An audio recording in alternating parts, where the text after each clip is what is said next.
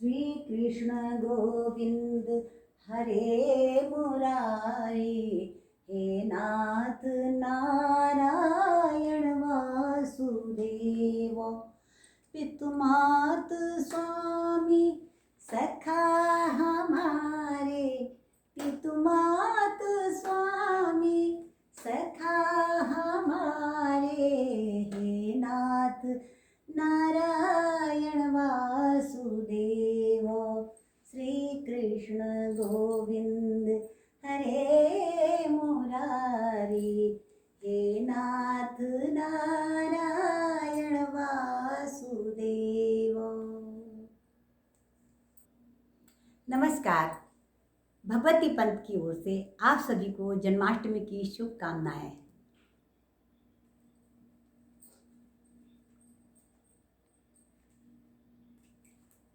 कन्हैया जी आप सभी का मंगल करें। आज मैं आपके सम्मुख अपने द्वारा बनाई गई कृष्ण झांकी का एक दृश्य प्रस्तुत करना चाहूंगी।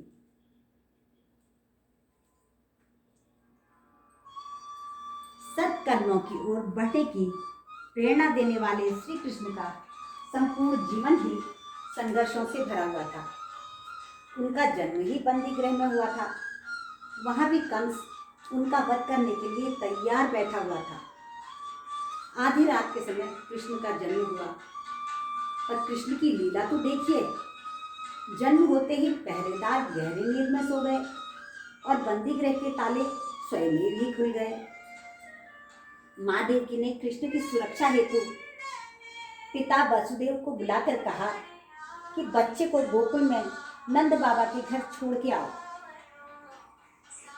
बाहर रात अंधेरी थी, घनघोर बारिश हो रही थी। वसुदेव ने अपने नवजात शिशु को सूप में रखा और सिर पर धारण कर चल पड़े गोकुल की ओर। नवजात कन्हैया को बारिश से बचाने के लिए शेषनाग ने अपने फन फैलाकर छत्र बना दिया। यमुना नदी पूरे उफान पर थी, परंतु पुत्र की सुरक्षा हेतु वे उफनती नदी की धार में ही आगे बढ़ने लगे।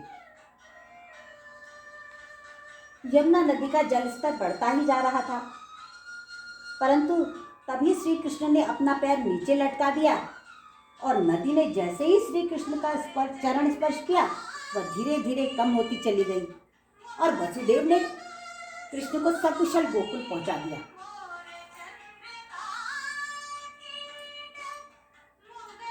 नंद भवन के बाईं ओर गणेश मंदिर है, जहां गोकुल निवासी पूजन करने हेतु जाया करते हैं।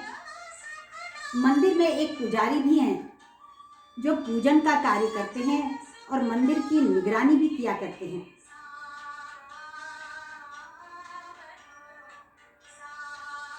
नंद भवन के आंगन में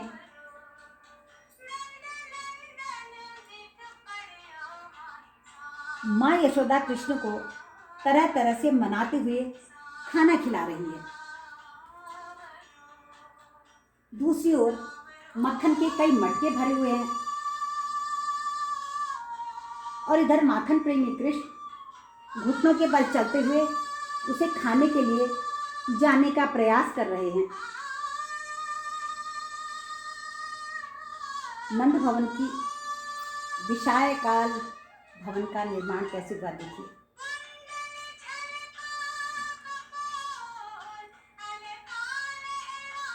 यमुना नदी के किनारे एक गोपी बैठी हुई है, जो श्री कृष्ण के आने की बाट जोह रही है।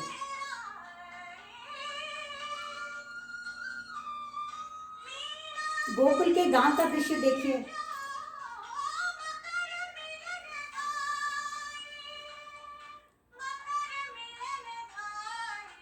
कई झोपड़ियां बनी हुई हैं।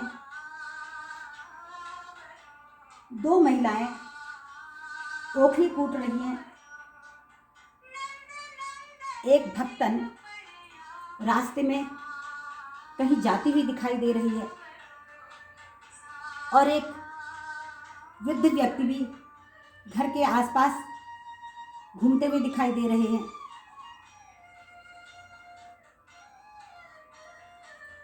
एक महिला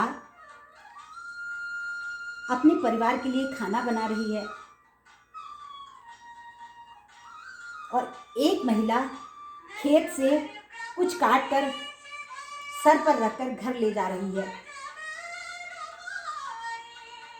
लहलहाते हुए खेत दिखाई दे रहे हैं। एक महिला कुएं से पानी भर रही है।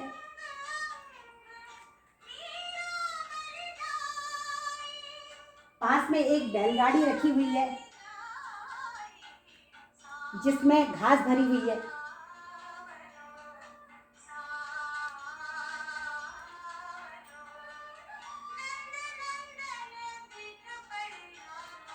सावन का महीना है।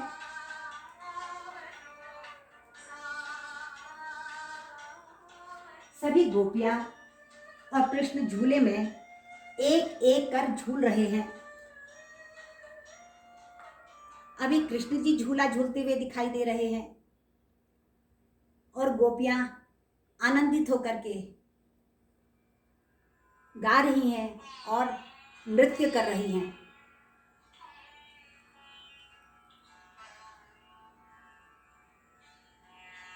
सामने राधा कृष्ण बैठे हुए हैं।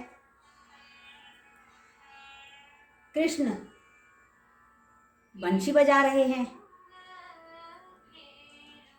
और राधा जी तन्मय होकर सुन रही हैं। मोरों का जोड़ा भी इस दृश्य को देखकर फूला नहीं समा रहा है।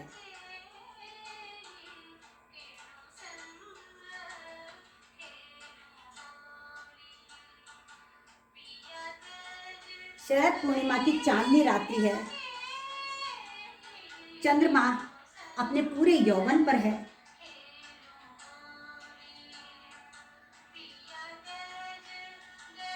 चांदनी रात्रि में श्री कृष्ण और राधा तथा गोपियां सभी मिलकर के नृत्य कर रहे हैं।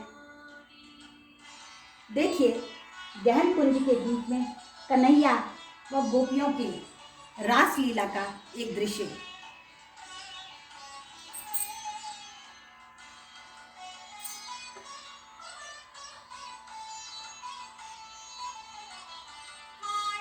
हमारे कान्हा को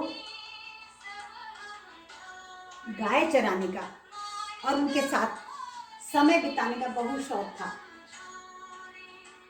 वे बंशी बजाते रहते थे और गायें मुग्ध होकर सुना करती थीं।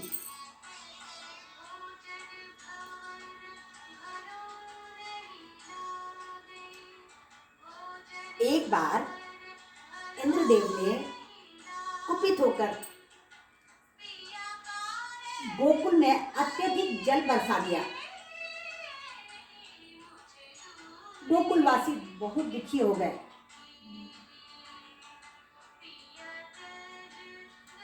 लीलाधारी मोहन ब्रजवासियों का ये दुख नहीं सह सके और उन्होंने गोवर्धन पर्वत ही अपने उंगली पर उठा लिया और उसके नीचे सभी प्राणियों को पनाह दे करके उन्हें भय मुक्त कर दिया। तो ऐसे थे हमारे प्यारे श्री कृष्ण। आइए हम भी अपने देश के संकट से मुक्ति पाने के लिए गोविंद दामोदर का नित्य स्मरण करें। धन्यवाद। जय कन्हैया लाल की।